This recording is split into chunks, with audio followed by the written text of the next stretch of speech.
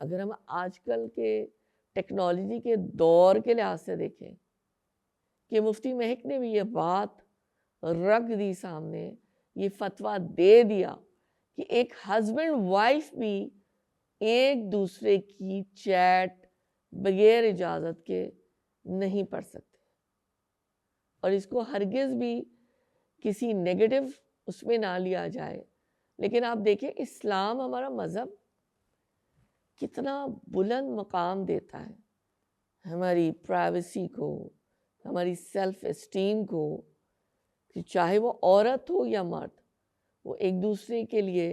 اتنے ٹرسٹ وردی ہوں کہ اس چیز کی نوبت ہی نہ آئے. اور اگر خدا نخواستہ کسی کو بہت زیادہ تجسس کی بیماری ہے،